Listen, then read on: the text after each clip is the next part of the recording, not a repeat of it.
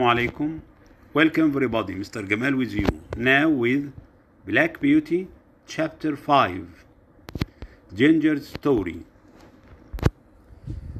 Black Beauty had a good relation with Ginger, so she decided to tell him about her past life. She said that no one treated her well, no one was kind to her, so she became aggressive. She bit and kicked people as she was afraid of them. زي ما احنا تعودنا before watching and listening, think of these vocab: bit, orchard, groom. Bit, orchard, groom. The questions: what did the boys do to Ginger? What did the boys do to Ginger? What did Ginger hate? What did Ginger hate? What did Ginger need to be good? What did Ginger need to be good? What were Black Beauty's feelings towards Ginger? What were Black Beauty's feelings towards Ginger? Let's watch and listen. Black Beauty, Chapter 5, Ginger's Story.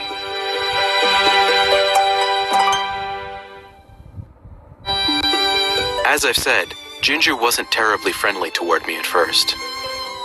But the longer we worked together, the better we got along. One warm afternoon, we were out in the orchard. Ginger and I stood under the big chestnut tree while the other horses grazed. I told her about my life before coming to Birtwick Park. You're lucky, She said when I finished. If I'd grown up with your Farmer Gray, I might have a good temper too. But I'm afraid it's too late for me. What do you mean? I asked. My life has been very different from yours. She said. Before coming here, no one was ever kind to me.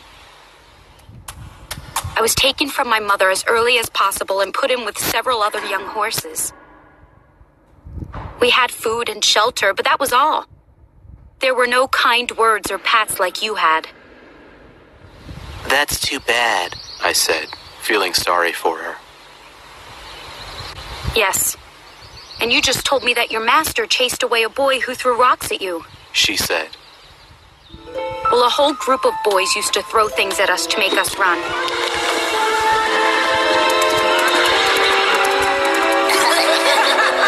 And if my master ever noticed, he didn't seem to care.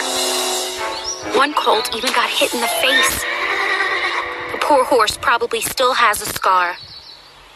Oh no, I said softly. At least you had a pasture to play in, I added a moment later, looking around the orchard.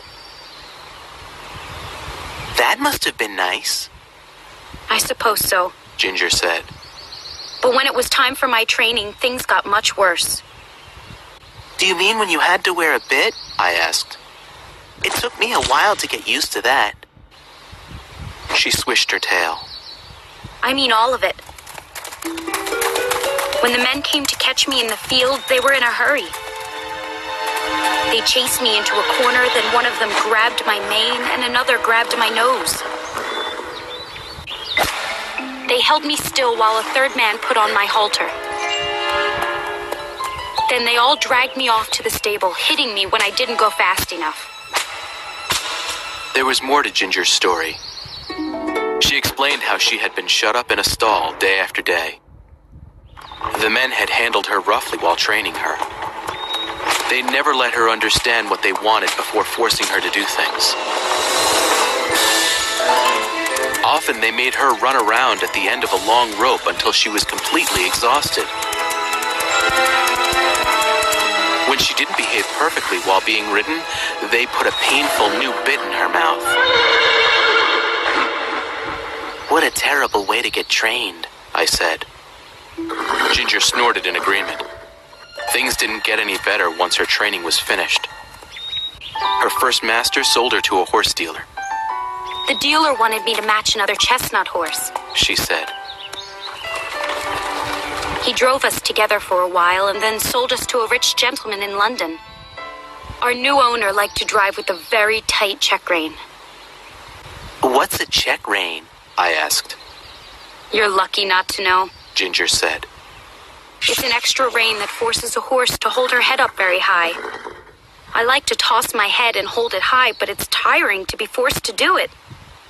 I didn't really understand what she meant, but it sounded very unpleasant. I stayed quiet as she continued her story. My new master used a harsh bit as well, She said. and we often had to stand for hours waiting for the mistress outside a party. If I dared to stamp my hooves or move, the coachman whipped me. How terrible, I exclaimed. Soon I began to kick or bite whenever anyone came to harness me.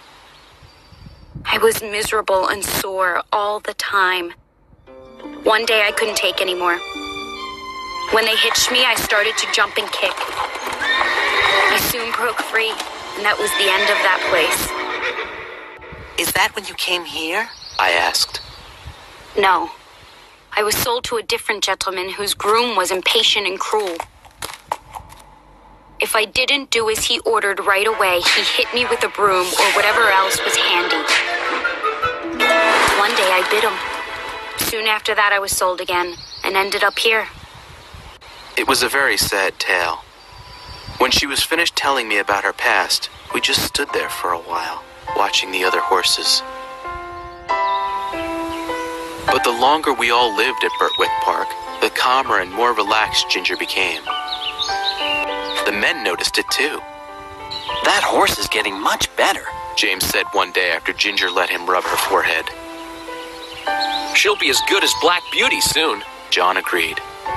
Kindness is all she wanted after all.